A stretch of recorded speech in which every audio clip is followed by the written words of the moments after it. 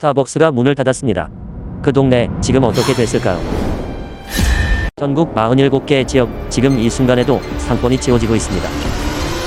올리브영마저 떠났다면 그 동네는 이미 신호를 보내고 있는 겁니다. 지방만의 이야기가 아닙니다. 수도권 외곽 지금 도미노가 시작됐습니다. 지금 내 집 근처 스타벅스 확인해 보셨습니까? 영상 끝까지 보셔야 합니다. 잠깐, 지금 보시는 이 사진 어디인지 아시겠습니까? 서울에서 차로 2시간. 한때는 이 도시에서 가장 잘 나가던 번화가였습니다. 주말마다 젊은이들이 북적이고 카페마다 자리가 없어서 줄을 서던 곳.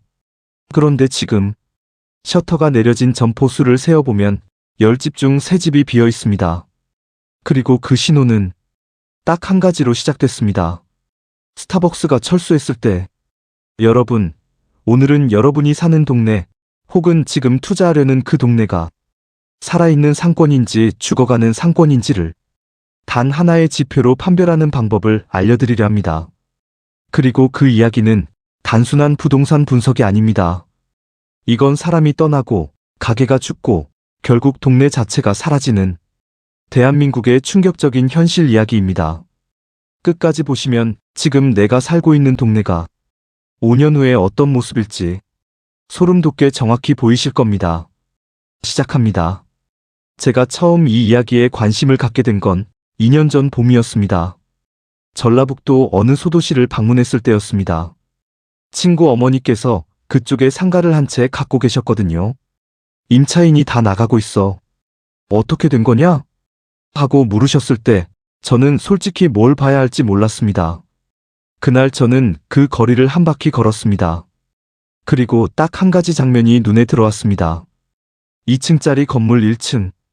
오래된 현수막 하나가 펄럭이고 있었습니다. 스타벅스 드라이브스루 곧 오픈. 그런데 그 현수막이 색이 발해 있었습니다. 아마도 오픈 취소가 됐거나 아니면 계획이 폐기됐거나. 저는 그 자리에 한참 서서 생각했습니다. 스타벅스가 왜 여기 오려다가 안 왔을까?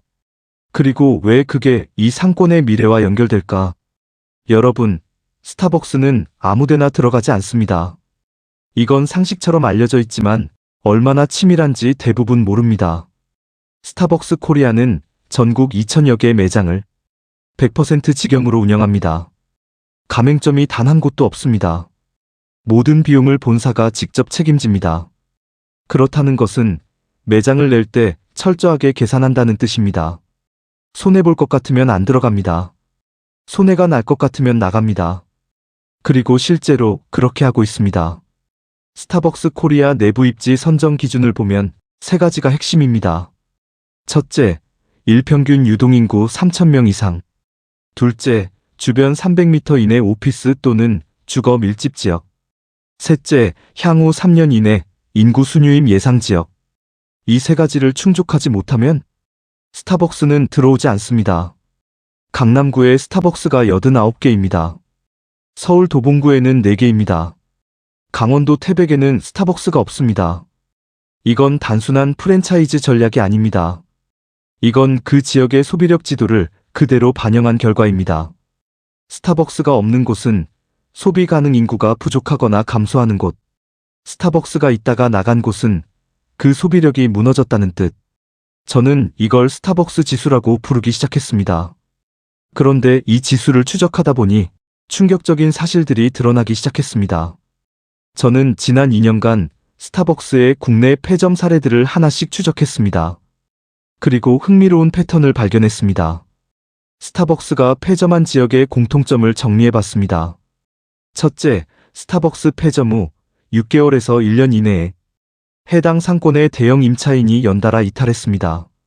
둘째, 인근 상가 공실률이 평균 15에서 20% 이상 급등했습니다.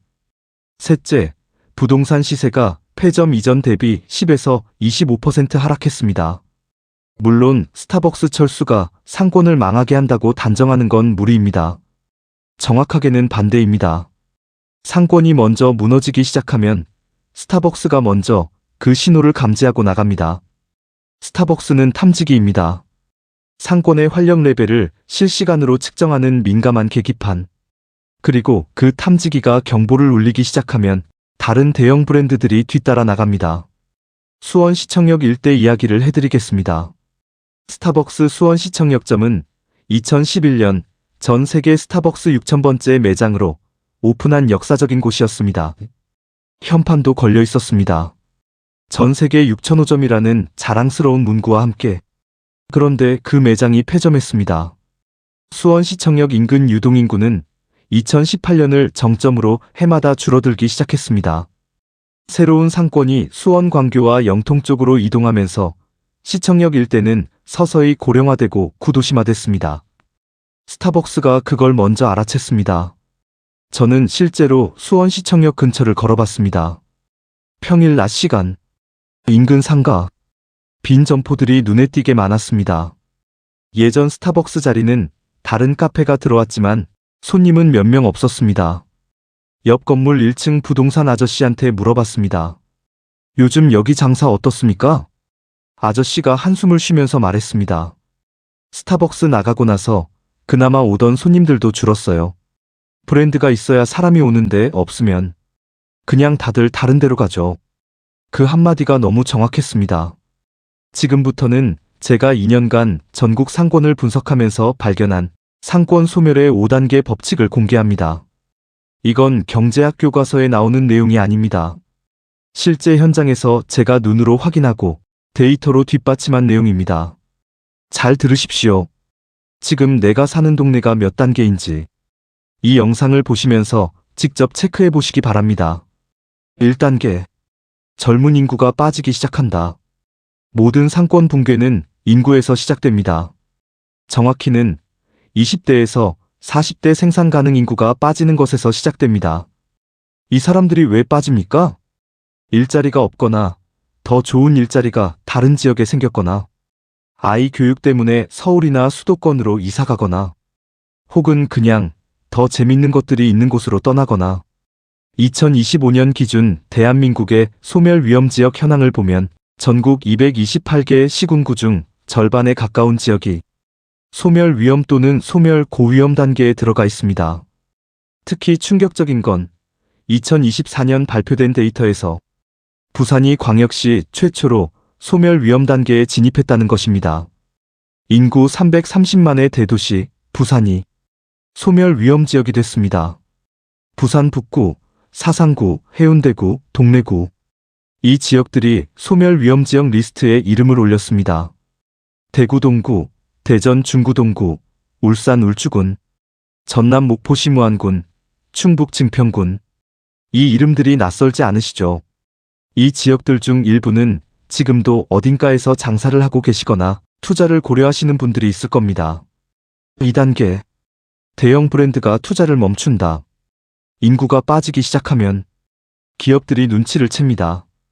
2단계에서 나타나는 신호가 바로 대형 프랜차이즈의 신규 출점이 멈추는 것입니다. 스타벅스, 올리브영, 메가박스, 파리바게뜨. 이 브랜드들은 단순히 장사를 잘하는 곳에 들어가는 게 아닙니다. 향후 3 내지 5년간 그 지역의 소비력이 유지될 것이라는 판단이 섰을 때만 들어갑니다. 반대로 이미 들어가 있다가 나오는 경우는 그 판단이 틀렸다는 것을 데이터가 증명했을 때입니다. 올리브영 현황을 보겠습니다. 2024년 기준 올리브영 매장은 전국 1371개입니다. 그런데 이 중 대형 거점 매장의 78개 중 43개, 즉 절반 이상이 비수도권에 신규 배치됐다는 건 긍정적 신호처럼 보입니다. 그러나 주목할 부분이 있습니다. 올리브영이 비수도권의 대형 매장을 전략적으로 늘리는 이유가 기존 소규모 가맹점들이 수익성을 잃어가고 있기 때문이기도 합니다. 소규모 매장이 살아남기 어려운 지역에는 대형 거점 한 개로 압축하는 전략. 이건 투자 확대가 아니라 선택과 집중입니다. 3단계. 자영업자들이 줄 폐업한다. 대형 브랜드가 멈추면 유동인구가 줄어듭니다. 유동인구가 줄어들면 거리 자체의 매력이 떨어집니다. 매력이 떨어지면 남아있는 자영업자들의 매출이 급감합니다. 그러면 어떻게 됩니까? 폐업이 시작됩니다. 전북 전주, 군산, 익산, 세 개 도시 2025년 상황을 보겠습니다. 익산 중심 상권의 공실률은 28.4%, 전북 평균 18.1%를 10%포인트나 웃돕니다. 역 근처 4곳 중 한 곳이 폐점 상태. 1년 무료 입점 조건을 걸어도 임차인이 안 들어옵니다. 전주 구도시민 객사길, 풍남문, 영화의 거리. 점포 10곳 중 3곳이 비어 있습니다. 군산. 한때 일제강점기 근대 건축물로 관광객들이 몰려들던 군산. 현재 원도심 상권은 조용한 박물관 마을이 됐습니다. 주말 관광객은 오지만 돈을 쓸 곳이 없습니다. 장사가 되는 가게가 없으니까요. 이 세 개 도시의 악순환 고리는 정확하게 같습니다. 인구 감소, 소비력 흡감, 상가 공실 증가, 지방재정 악화, 도심 슬럼화, 그리고 이 고리는 한번 시작되면 스스로 멈추지 않습니다. 4단계. 부동산 가격이 무너진다. 공실이 늘어나면 임대료가 하락합니다. 임대료가 하락하면 상가 수익률이 떨어집니다. 수익률이 떨어지면 매매 가격이 하락합니다. 한국부동산원 자료를 보면 2025년 3분기 전국 집합상가 공실률은 10.5%, 사상 최고치를 경신했습니다. 그런데 지방은 더 심각합니다.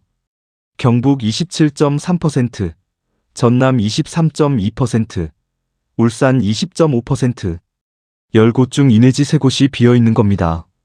전남 순천, 원도심의 집합상가 공실률은 33.42%, 10곳 중 3.3곳이 비어 있습니다.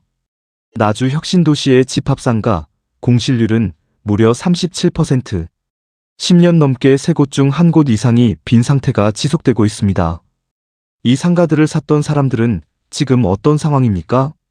임대 수입이 없는데 대출이자는 나갑니다. 팔고 싶어도 살 사람이 없습니다. 노후 대비로 샀던 상가가 노후를 잡아먹고 있습니다. 5단계. 아무도 돌아오지 않는다. 그리고 마지막 단계. 2단계가 가장 무섭습니다. 공실이 일정 수준을 넘어서면 그 상권은 스스로 회복하지 못합니다. 빈 가게가 많은 거리에 새로 들어오려는 사람이 없기 때문입니다. 이걸 학계에서는 상권 소멸의 임계점이라고 부릅니다. 공실률 30%를 넘어서면 상권은 자연 회복이 거의 불가능합니다. 그런데 우리가 위에서 본 수치들이 어디에 있습니까? 나주 혁신도시 37%, 순천원도심 33%, 익산 역세권 28%, 이미 임계점을 넘었거나 넘기 직전입니다. 이 도시들은 지금 어떤 처방을 해도 쉽게 살아나기 어려운 단계에 들어선 겁니다. 여기까지 들으시면 이렇게 생각하실 수 있습니다. 나는 서울 살아, 수도권이야. 이 얘기는 나랑 상관없어. 아닙니다.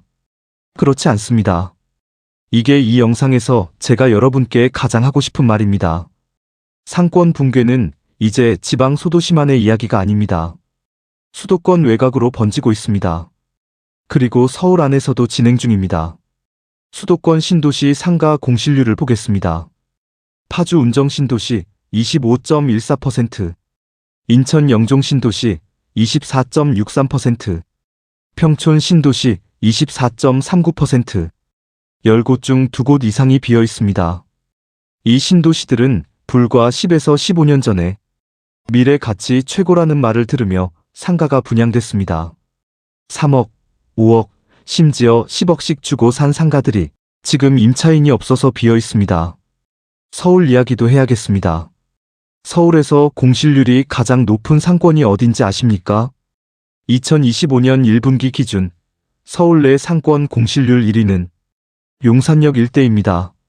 37.53%. 네, 서울 한복판 용산입니다. GTX 호재가 있다고 다들 얘기하던 용산. 대통령실이 이전한다고 주목받던 용산. 그 용산역 일대의 상가 37%가 비어 있습니다. 서울대 입구역 상권도 심상치 않습니다. 직전 분기 대비 공실률이 9%에서 15%로 급증했습니다. 신사역도 4.4%에서 10%로 뛰었습니다. 서울의 상권도 어느 지역이냐에 따라 지금 조용히 붕괴가 진행 중입니다. 그리고 2026년 초 결정적인 사건 하나가 있었습니다. 스타벅스가 서울 한강진역 R점을 폐점했습니다. 한강진역 R점. 이태원 참사 이후 침체기를 겪은 이태원 메인 상권과 달리 꼼데 가르송길로 불리며 명품 브랜드 플래그십 스토어와 트렌디한 카페들이 밀집해 있던 지역. 2024년 기준 외국인 하차 인원이 전년 대비 3배가 늘 정도로 활발하던 곳. 그런데 스타벅스가 나갔습니다. 업계에서는 수익성 문제를 꼽습니다. 원가 상승, 고환율, 임차료 부담, 유동인구는 증가해도 그게 매출로 이어지지 않는 구조. 이건 단순히 그 가게가 망한 것이 아닙니다. 서울에서도 어떤 상권이든 안전지대가 없다는 신호입니다. 자, 여기까지 오면서 이런 질문이 생기실 겁니다. 왜 이렇게 됐습니까? 원인이 뭡니까? 겉으로 보면 몇 가지 원인이 있습니다. 고물가, 고금리, 경기 침체, 소비 위축.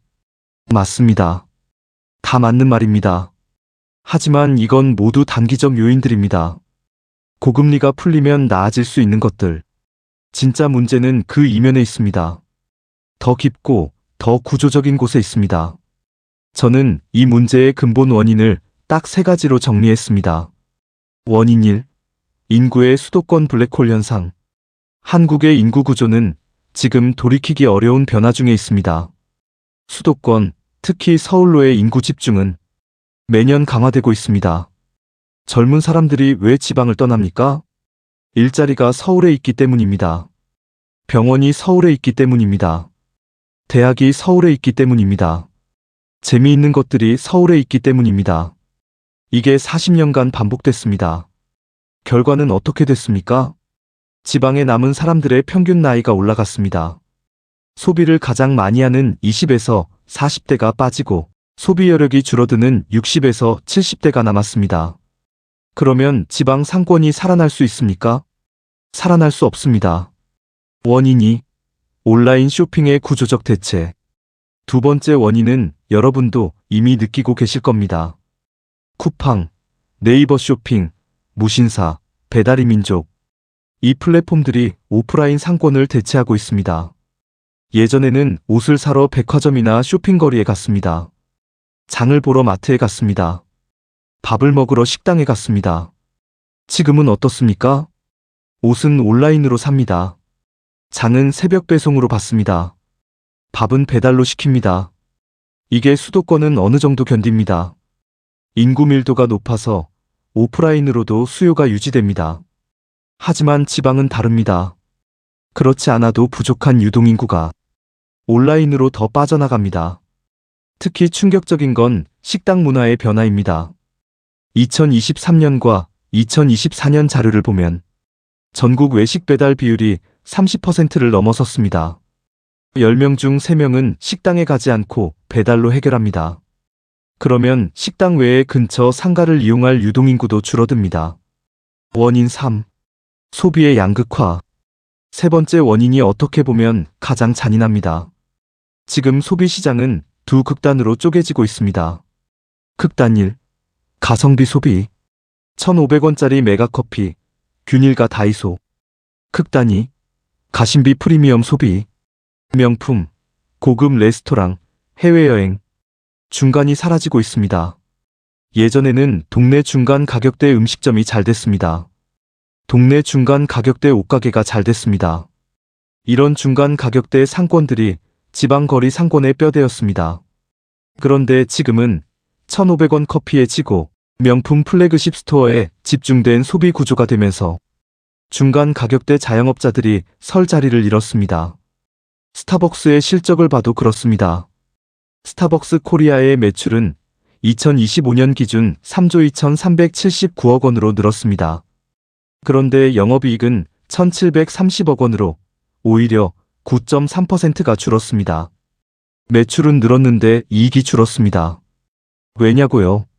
메가커피, 컴포즈 커피 같은 1,500원짜리 저가 커피에 소비자들이 눈을 돌리고 있기 때문입니다. 실제로 재구매율 조사에서 메가커피 31.8%가 스타벅스 24.9%를 앞질렀습니다. 이게 뭘 의미합니까?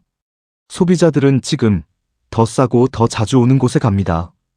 그러면 중간 가격대 상권은 어디서 손님을 구합니까? 없습니다.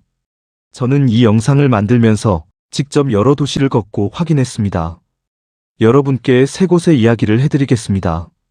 서울에서 1시간 30분, 수도권 광역교통망이 깔린다는 호재로 2015년에서 2018년 사이에 상가 분양이 활발했던 곳입니다. 지금 이 신도시 상가 거리를 걸으면 10집 중 두세 집은 임대 현수막입니다. 2층 이상은 거의 다 비어 있습니다. 1층도 미용실, 세탁소, 편의점처럼 어디서나 살아남는 필수 업종만 남아있고 그 외의 가게들은 대부분 폐업했습니다. 이 신도시에서 부동산 중개업을 하는 분을 만났습니다. 상가 투자 문의가 어떻냐고 물었더니 쓴웃음을 지으셨습니다. 이 근처 상가 분양받을 때 3억 5억짜리들이 많았는데요. 지금 팔아보려고 내놔도 2억도 안 받습니다. 임대 수익이 없으니까 아무도 안 사죠. 근데 사람들이 팔지도 못해요. 대출이 있으니까. 그래서 그냥 가지고 있는 거예요. 이자 내면서.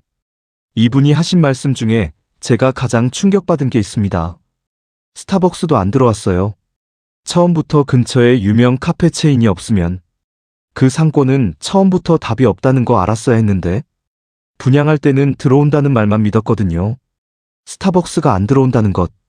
그게 그 상권의 미래를 먼저 알고 있었습니다. 전라남도의 한시. 인구 12만 명.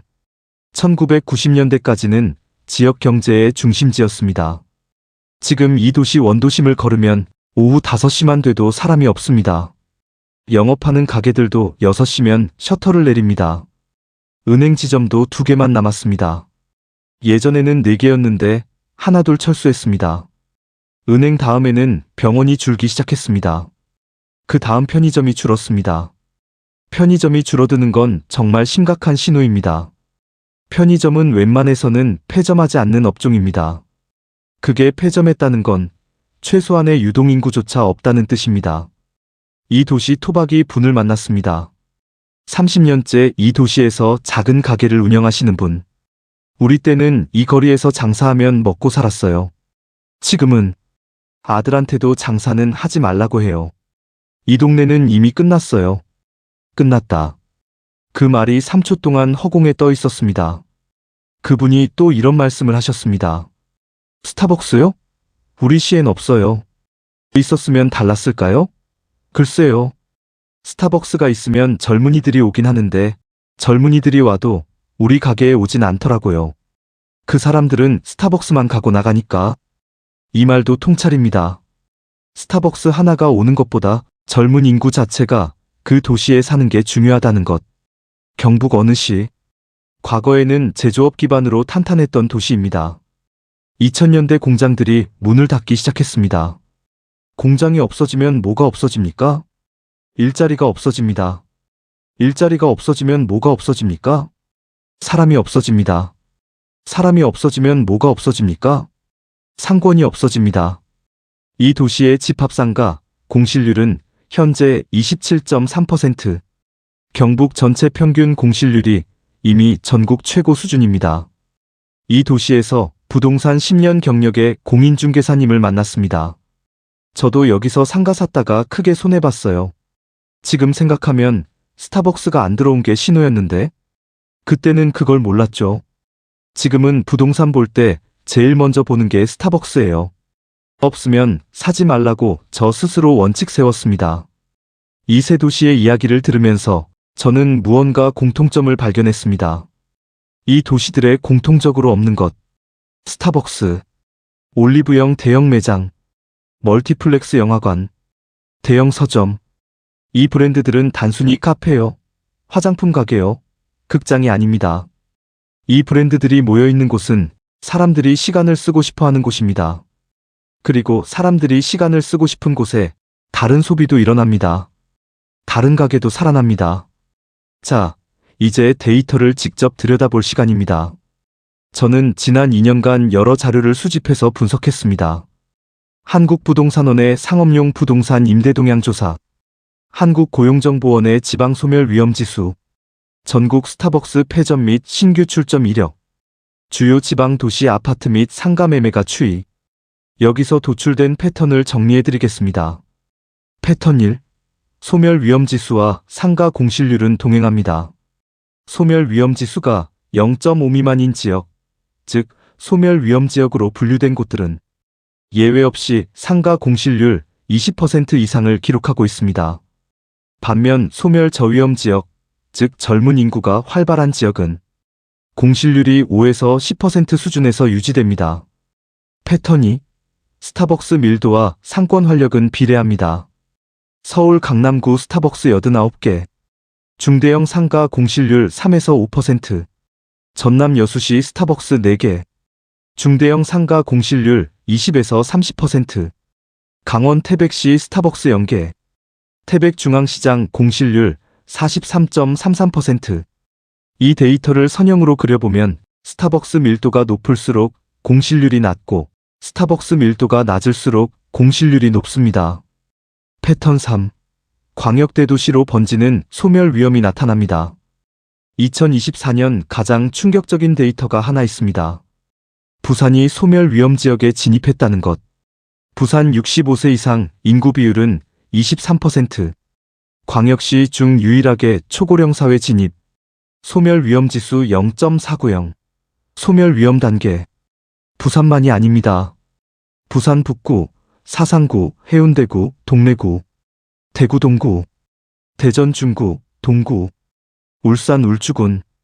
이 지역들이 2024년 새로 소멸 위험 지역 목록에 올라왔습니다. 해운대가 소멸 위험 지역입니다. 관광객들이 몰리는 해운대가. 하지만 관광객이 많다는 것과 그 지역 주민 인구 구조가 건강하다는 것은 다른 이야기입니다. 관광객은 그 지역에서 소비하고 떠납니다. 상권을 지속시키는 것은 관광객이 아니라 그 지역에 사는 소비 가능한 인구입니다. 패턴 4. 상권의 도미노가 지방에서 수도권 외곽으로 이동하고 있습니다. 2020년까지는 소멸 위험 지역이 주로 군읍면 단위였습니다. 2022년부터 시 단위로 확산됐습니다. 2024년부터 광역시, 구군 단위까지 번졌습니다. 이게 의미하는 바가 뭡니까? 지금 이 추세가 계속된다면 2030년에는 수도권 외곽 일부 지역도 이 리스트에 오를 수 있습니다. 저는 이걸 상권의 도미노라고 부릅니다. 지방군 단위, 지방시 단위, 광역시 외곽, 수도권 외곽. 도미노는 이미 쓰러지기 시작했습니다. 이 데이터들이 숫자로는 와닿지 않을 수 있습니다. 그래서 실제 사람들의 이야기를 해드리겠습니다. 박정수 씨는 2016년 은퇴를 앞두고 충청도 어느 신도시에 상가를 샀습니다. 분양가 4억 5천만 원. 당시 분양사가 보여준 수익률 계산서에는 이렇게 나와 있었습니다. 월 임대료 150만 원, 연 수익률 4%. 박정수 씨는 퇴직금 1억 5천만 원을 넣고 3억은 대출을 냈습니다. 처음 2년은 임차인이 들어왔습니다. 하지만 2019년부터 임차인이 나갔다가 들어오기를 반복하다 2022년 이후 아예 비어 있습니다. 지금 박정수 씨는 매달 대출 이자 80만 원을 냅니다. 임대 수입은 0원입니다. 관리비도 따로 나갑니다. 상가를 팔려고 내놨지만 3년째 매수자가 없습니다. 지금 부동산 호가는 2억 5천만 원, 2억 이상 손해입니다. 박정수 씨가 저한테 이런 말씀을 하셨습니다. 그 동네에 스타벅스가 없었어요. 분양할 때 스타벅스 협의 중이라는 말이 있었는데 결국 들어오지 않더라고요. 그때 이미 알아챘어야 했는데. 김정환 씨는 경남 어느 시에서 20년간 작은 분식집을 운영했습니다. 2010년대 초반까지는 월 매출 600에서 700만 원, 가족 먹여 살리기에 충분했습니다. 그런데 2017년부터 배달앱이 퍼지기 시작했습니다. 배달 음식점들이 생겨나면서 동네 분식집 손님이 줄었습니다. 2020년 코로나가 왔습니다. 그때 한 달 매출이 150만 원대로 떨어졌습니다. 버텼습니다. 2022년 엔데믹이 됐습니다. 매출이 회복될 줄 알았습니다. 그런데 300만 원대에서 더 이상 올라가지 않았습니다. 2023년 옆 건물에 스타벅스가 들어온다는 소문이 있었습니다. 잠깐 희망이 생겼습니다.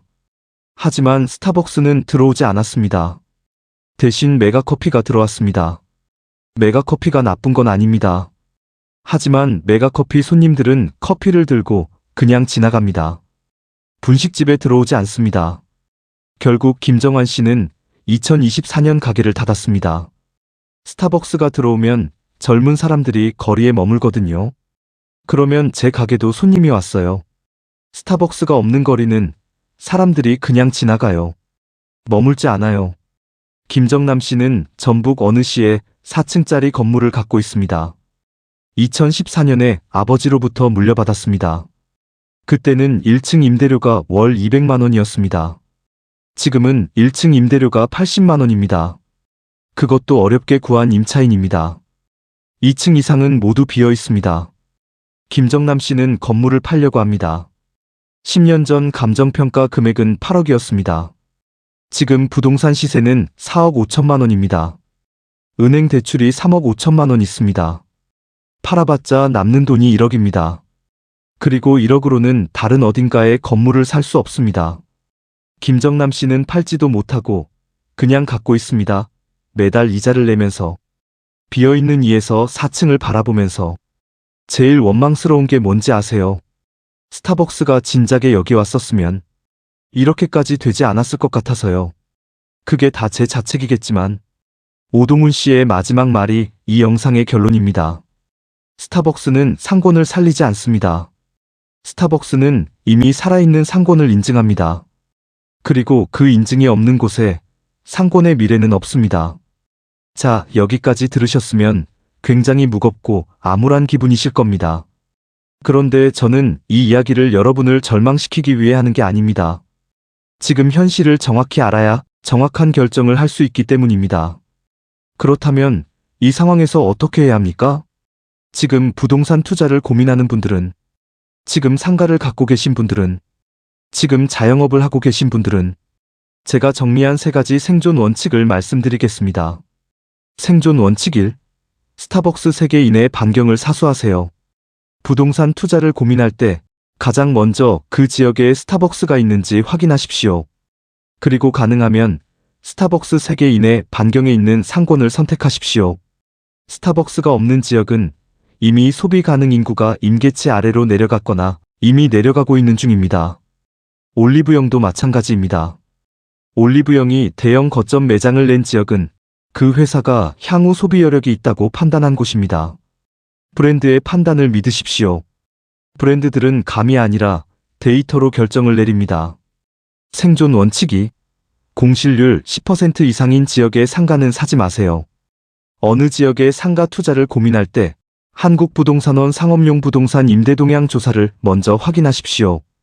이 자료는 무료로 공개되어 있습니다. 해당 지역의 공실률이 10%를 넘는다면 그 지역 상가 투자는 매우 신중하게 접근해야 합니다. 20%를 넘는다면 원칙적으로 사지 마십시오. 이미 20% 이상이 비어있는 상권에서 새로 들어온 임차인이 성공할 확률은 극히 낮습니다. 생존 원칙 3. 소멸 위험 지수를 반드시 확인하세요. 한국고용정보원에서 매년 발표하는 지방 소멸 위험 지수를 확인하십시오. 그 지역의 소멸 위험 지수가 0.5 미만이면 그 지역의 상권은 구조적으로 회복이 어렵습니다. 특히 지수가 0.2 미만인 소멸 고위험 지역의 부동산은 지금 당장 투자하면 안 됩니다. 소멸 위험 지수 계산법은 간단합니다. 해당 지역의 20에서 39세 여성 인구수를 65세 이상 인구수로 나눈 값입니다. 이 숫자가 작다는 것은 그 지역의 출산 가능 연령대 여성이 적고 고령 인구가 많다는 의미입니다. 즉, 미래 인구가 감소할 것이 수학적으로 확실하다는 뜻입니다. 그러면 어디는 살아남습니까? 어둡기만 한 이야기는 아닙니다. 살아남는 곳이 있습니다. 아니, 오히려 더 강해지는 곳이 있습니다. 첫째, 교통 인프라가 새로 깔리는 지역. GTX가 뚫리거나 신규 지하철 노선이 생기는 지역은 유동인구가 구조적으로 늘어납니다. 그런 지역의 역세권 상권은 살아납니다. 둘째, 외국인 관광 수요가 있는 지역. 코로나 이후 명동 상권은 빠르게 회복됐습니다. 외국인 관광객 덕분입니다. 2021년 50%였던 명동 공실률이 2024년 2.39%로 떨어졌습니다. 2년 만에 완전 반전됐습니다. 관광 수요가 있는 지역의 상권은 국내 인구 감소에도 불구하고 살아남을 수 있습니다. 셋째, 직장과 주거가 가까운 지역. 사람들이 출퇴근 동선에서 소비하는 패턴은 여전히 강합니다. 대형 산업단지나 오피스 클러스터 인근 상권은 그 수요를 기반으로 버팁니다. 넷째, K뷰티, K컬처 집결지. 올리브영이 비수도권의 대형 거점을 늘리는 전략을 보면 특정 관광 거점 도시들은 오히려 새로운 소비 허브로 부상하고 있습니다. 부산 서면, 경주 황리단길, 강릉 중심가. 이런 곳들은 외국인 매출이 120% 이상 증가하며 반전 중입니다. 저는 이 영상을 만들면서 여러 번 가슴이 무거워졌습니다. 단순히 숫자 이야기가 아니기 때문입니다. 이건 사람들의 삶 이야기입니다. 30년 동안 동네 분식집 운영하다 문 닫은 김정환 씨. 퇴직금 1억 5천만 원 넣은 상가가 3년째 비어있는 박정수 씨. 아버지한테 물려받은 건물이 반토막 난 김정남 씨. 이 사람들은 게으르지 않았습니다. 잘못되지도 않았습니다. 단지 시대의 흐름을 먼저 읽지 못했을 뿐입니다.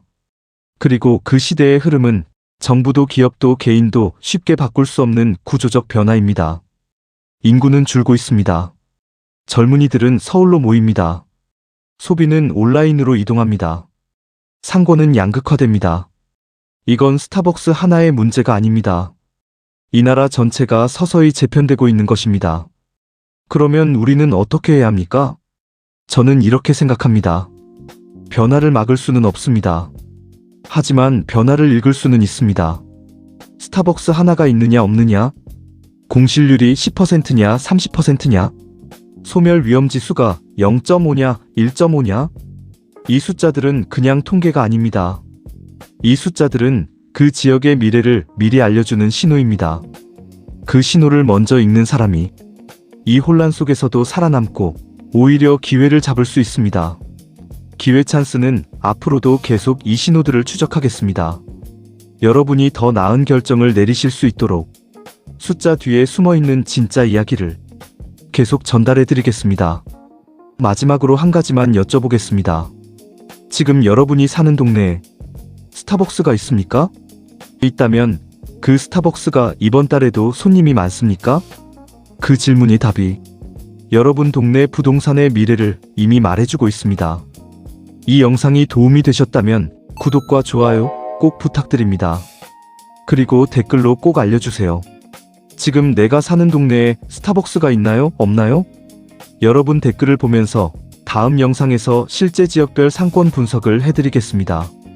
알림 설정도 켜두시면 이런 분석 영상들을 빠르게 받아보실 수 있습니다. 기회 찬스였습니다. 다음 영상에서 뵙겠습니다.